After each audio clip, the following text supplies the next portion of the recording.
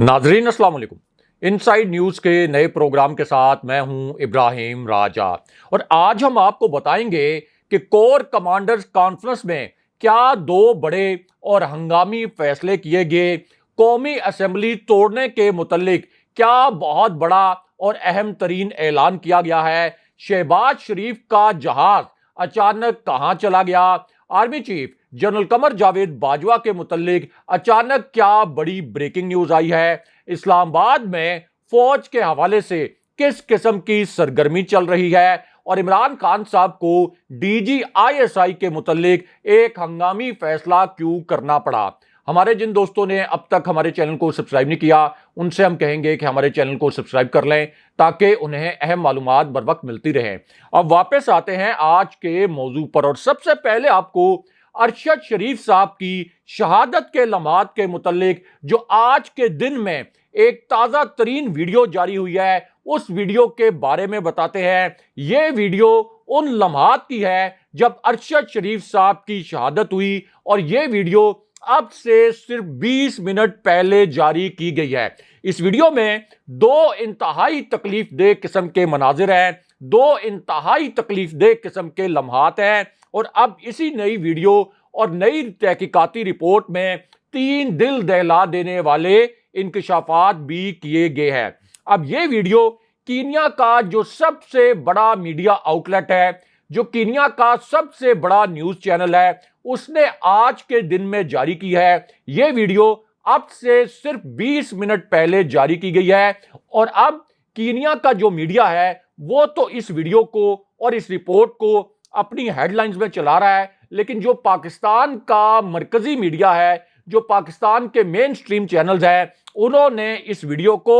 और इस वीडियो से जुड़ी खबर को मुकम्मल तौर पर सेंसर कर दिया है। लेकिन हम आपको बताते हैं कि इस वीडियो में किस किस्म के मनाजिर हैं। तो मामला यह है कि अब से 20 मिनट पहले जारी होने वाली यह वीडियो अरशद शरीफ साहब की शहादत के लम्हात से जुड़ी है और इस वीडियो में पहली मर्तबा एक ऐसा नया इंकशाफ किया गया जो पिछले 20 दिन की तहकीकात में नहीं हुआ था। इसी वजह से अब ये एक बहुत बड़ी ब्रेकिंग न्यूज बन चुकी है और इस एक खबर से और इस एक वीडियो से अब अरशद शरीफ साहब के कातलों तक पहुंचना बहुत आसान हो गया है। अब इस वीडियो में और इस रिपोर्ट में पहला इंकशाफ यह किया गया कि अरशद शरीफ साहब जिस शूटिंग रेंज पर गए थे वहां पर शूटिंग की तरबियत देने वाले अमरीकी माहिरीन भी मौजूद थे। जी हां, यह एक बड़ी हसास नौयत की खबर है, एक बड़ी ब्रेकिंग न्यूज है कि अरशद शरीफ साहब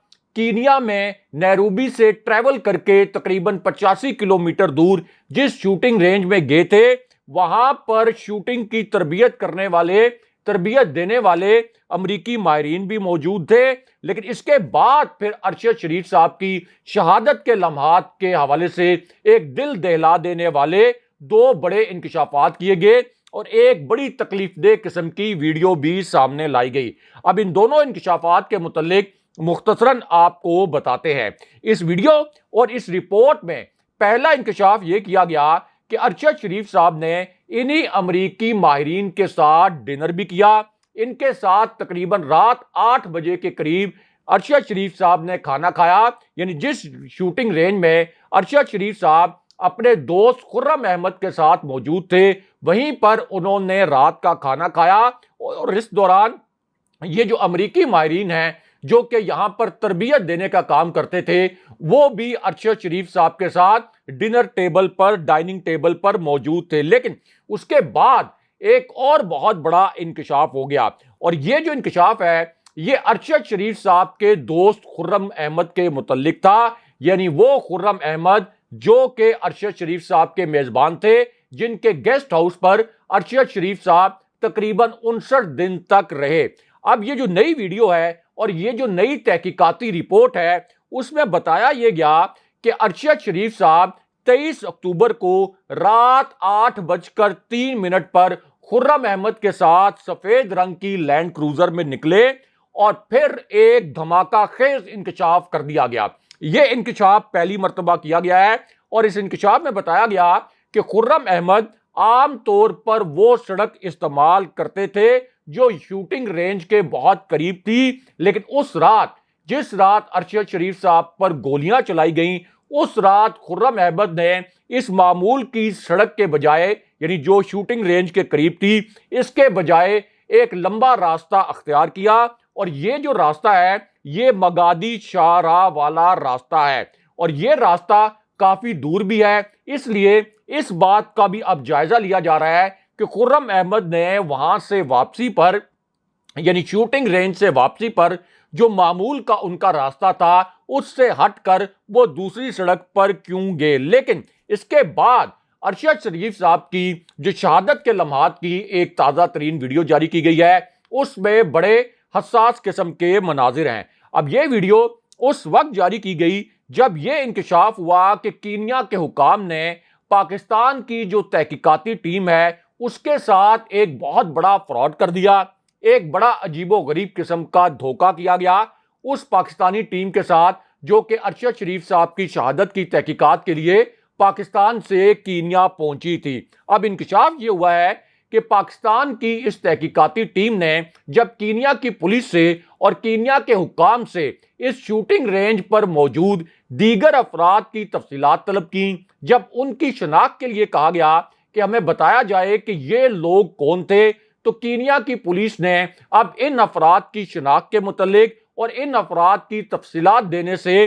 صاف انکار کر دیا ہے۔ لیکن یہاں پر ارشد شریف صاحب کی شہادت کے لمحات سے جو جڑی ویڈیو ہے اس میں دو بہت تکلیف دہ انکشافات کیے گئے ہیں، اور یہ جو انکشافات ہیں یہ اس وقت یہ گئے جب اس تحقیقاتی رپورٹ میں 3 قاتلوں کے متعلق نشاندہی کی گئی۔ پہلی مرتبہ ان 3 قاتلوں کے متعلق ارشد شریف صاحب سے جڑی اس تحقیقاتی رپورٹ میں نشاندہی کی گئی، ایسے قاتل جو کہ ارشد شریف صاحب کو ڈھونڈ رہے تھے۔ اب کہا یہ گیا کہ ارشد شریف صاحب کی جو ممکنہ طور پر لوکیشن تھی جو کہ یہ قاتل تلاش کر رہے تھے، وہ ان قاتلوں کو اسی فارم ہاؤس سے ملی۔ اسی فارم ہاؤس سے ان قاتلوں کو پتا چلا کہ ارشد شریف صاحب اصل میں کس مقام پر موجود ہے۔ لیکن یہاں پر وائس آف امریکہ کی جو ایک رپورٹ ہے اور جو جیو نیوز کی تحقیقاتی رپورٹ ہے اس میں یہ بتایا گیا کہ ارشد شریف صاحب کو جس جگہ پر گولی ماری گئی وہاں پر کینیا کی پولیس کی کوئی چیک پوسٹ موجود نہیں تھی۔ اور پھر اب یہ ایک بہت بڑا انکشاف بھی کیا گیا ہے کہ کینیا کی پولیس کے کمشنر نے یہ اعتراف کر لیا ہے، یہ تسلیم کر لیا ہے کہ پتھروں کی رکاوٹیں کھڑی کرنا یا پتھروں کے ذریعے کوئی چیک پوائنٹ بنانا یہ انتہائی غیر معمولی بات ہے، اور عام طور پر کینیا میں اس طرح کے ناکے نہیں لگائے جاتے۔ لیکن یہاں پر ارشد شریف صاحب کی شہادت کے لمحات کے متعلق جو ایک افسوسناک ویڈیو سامنے آئی ہے، اور اس ویڈیو میں جو 2 بڑے انکشافات ہوئے ہیں وہ آپ کے سامنے رکھتے ہیں۔ اب اس میں ایک اہم ترین انکشاف تو ارشد شریف صاحب کے جو میزبان تھے خرم احمد ان کے متعلق ہوا، کیونکہ خرم احمد کے متعلق 2 بڑے سوالات تھے جو تحقیقات کار ہیں انہوں نے اٹھائے تھے، اور اب خرم احمد کی جو پوری ٹریول ہسٹری ہے وہ مل چکی ہے۔ اور اس ٹریول ہسٹری میں یعنی جو ان کی سفر کی ہسٹری ہے کہ انہوں نے پاکستان سے کینیا کب ٹریول کیا تھا، اس میں انکشاف یہ ہوا ہے کہ وہ 19 تاریخ کی رات کو کراچی سے بذریعہ دبئی روانہ ہوئے، اور اس کے بعد وہ دبئی سے کینیا پہنچے۔ لیکن جس دن خرم احمد کینیا پہنچے تھے ارشد شریف صاحب بھی اسی دن کینیا پہنچے۔ اس حوالے سے اب خرم احمد کے متعلق بھی کچھ سوالات کھڑے کیے گئے ہیں۔ لیکن یہاں پر ارشد شریف صاحب کی شہادت سے جڑی ایک نئی اور تازہ ترین ویڈیو جاری کی گئی۔ اب یہ جو ویڈیو ہے یہ اس وقت سامنے آئی جب وائس آف امریکہ کی رپورٹ میں یہ انکشاف کیا گیا کہ کینیا کی پولیس نے تو اپنی جانب سے یہ دعویٰ کیا تھا کہ ارشد شریف صاحب کی گاڑی کے اندر سے پہلے پولیس اہلکاروں پر فائرنگ کی گئی، یعنی جب ارشد شریف صاحب کی گاڑی کو روکنے کی کوشش کی گئی، جب اس گاڑی کو فلیگ ڈاؤن کیا گیا تو یہ گاڑی نہیں رکی اور الٹا ارشد شریف صاحب کی گاڑی کے اندر سے فائرنگ کی گئی، اور اس کے نتیجے میں ایک پولیس اہلکار بھی زخمی ہوا۔ لیکن اب جو وائس آف امریکہ کی رپورٹ سامنے آئی ہے اس میں یہ کہا گیا ہے کہ جس پولیس اہلکار کے زخمی ہونے کا دعویٰ کیا گیا تھا وہ اب تک پولیس اہلکار سامنے نہیں آیا اور نہ ہی اس پولیس اہلکار کی کسی قسم کی کوئی میڈیکل رپورٹ سامنے لائی گئی ہے۔ لیکن یہیں پر وائس آف امریکہ کی اسی رپورٹ میں دو مزید نئے اور بڑے پیچیدہ قسم کے سوالات بھی اٹھائے گئے ہیں۔ اب اس رپورٹ میں ایک سوال تو یہ اٹھایا گیا کہ اگر یہ پورا معاملہ کسی بچے کے اغوا کا تھا تو پھر پولیس کے بجائے اسپیشل یونٹ کو کیوں استعمال کیا گیا؟ لیکن یہاں پر پھر خرم احمد اور وقار احمد کے متعلق بھی ایک نئی تحقیقاتی رپورٹ میں بڑا انکشاف ہوا ہے، کیونکہ وائس آف امریکہ کی رپورٹ میں یہ ایک سوال بھی اٹھایا گیا کہ اگر بچہ اس گاڑی میں موجود ہوتا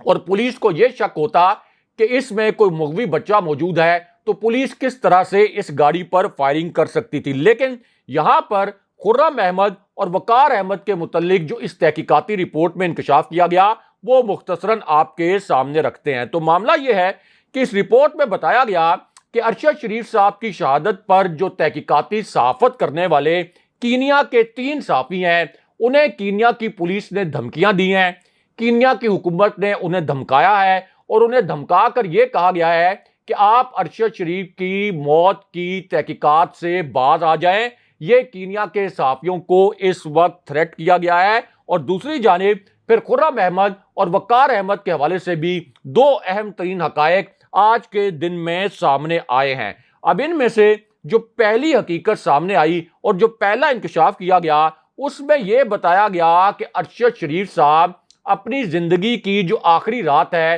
وہ رات انہوں نے اسی شوٹنگ سائٹ پر بسر کی اور خرم احمد کے ساتھ وہ اس وقت موجود تھے۔ اور پھر خرم احمد نے اب یہ بتایا ہے کہ جب ان کی گاڑی پر فائرنگ ہوئی تو وہ گاڑی کو 30 کلومیٹر تک آگے لے کر گئے تھے۔ لیکن اب خرم احمد کے متعلق نیا انکشاف یہ ہوا ہے کہ خرم احمد اور وقار احمد ان دونوں بھائیوں کو پولیس نے منع کیا ہے کہ وہ میڈیا سے بات نہ کریں، اور فی الحال جو کینیا کی پولیس ہے اور جو وہاں پر ماہرین ہیں وہ امریکی ماہرین اور ان دونوں بھائیوں پر قتل کا الزام عائد کرنے پر غور نہیں کر رہے۔ یہ بھی اب جیو نیوز کی ایک رپورٹ میں کہا گیا ہے۔ لیکن یہاں پر کور کمانڈرز کانفرنس کے متعلق بھی اچانک ایک بہت بڑی اور اہم نوعیت کی خبر آئی ہے۔ یہ آج کی بہت بڑی بریکنگ نیوز ہے اور اس کور کمانڈرز کانفرنس کا اعلامیہ تو جاری نہیں کیا گیا اور اسی وجہ سے اب آپ کہہ سکتے ہیں کہ اسے ایک انتہائی غیر معمولی کور کمانڈرز کانفرنس قرار دیا جا رہا ہے، کیونکہ جب بھی کور کمانڈرز کانفرنس ہوتی ہے تو اس کا باقاعدہ ایک پریس ریلیز جاری کیا جاتا ہے، اس کا ایک اعلامیہ جاری کیا جاتا ہے۔ لیکن یہ ایک ایسی کور کمانڈرز کانفرنس تھی جو کہ 7 گھنٹے سے زائد جاری رہی، لیکن اس کے بعد اس کانفرنس کا کوئی اعلامیہ جاری نہیں کیا گیا۔ لیکن اب ذرائع سے اس کانفرنس کے متعلق 2 بڑی خوفناک قسم کی اطلاعات سامنے آئی ہیں۔ یہ اطلاعات اس وقت سامنے آئی جب army chief general Qamar Javed Bajwa کے متعلق اچانک ایک بڑی بریکنگ نیوز آ گئی اور اسی خبر سے جڑی اب ایک حیران کن قسم کی ویڈیو بھی سامنے آ گئی ہے۔ اب جیسے یہ ویڈیو سامنے آئی، عمران خان صاحب نے آج کے دن میں army chief general Qamar Javed Bajwa کے متعلق ایک حیران کن قسم کا واقعہ سنایا۔ لیکن جیسے عمران خان صاحب نے جنرل باجوہ کے متعلق یہ واقعہ سنایا، میڈیا نے عمران خان صاحب کا یہ جو 57 سیکنڈ کا کلپ تھا اس کو مکمل طور پر سنسر کر دیا۔ لیکن ہم آپ کو بتاتے ہیں کہ عمران خان صاحب نے army chief general Qamar Javed Bajwa کے متعلق اس 57 سیکنڈ کے کلپ میں کیا 2 جملے بولے اور کیا حیران کن واقعہ سنایا۔ اب خان صاحب نے جو پہلا انکشاف کیا یہ ایک غیر ملکی چینل کو انٹرویو دیتے ہوئے کیا، اور یہ انکشاف فوج کے اندر کچھ اعلیٰ ترین سطح کے افسران کے متعلق تھا۔ اب اس انٹرویو کے دوران خان صاحب سے پوچھا یہ گیا کہ یہ بتائیں کہ آپ کو اپنے اوپر حملے کی جو پیشگی اطلاع ہے یہ اصل میں کیسے ملی تھی۔ اب اس پر عمران خان صاحب نے اس امریکی ٹی وی کو یہ بتایا کہ یہ جو اطلاعات ہیں یہ اصل میں مجھے اپنی ہی ایجنسیوں سے ملی تھیں، اور یہ ایسے افسران تھے اور یہ ایسے لوگ تھے جو اس وقت اس بات پر پریشان ہیں کہ ملک کے اندر اس وقت کیا ہو رہا ہے۔ لیکن اس کے بعد عمران خان صاحب نے army chief general Qamar Javed Bajwa کے متعلق ایک حیران کن واقعہ سنا دیا۔ یہ ایک ایسا واقعہ ہے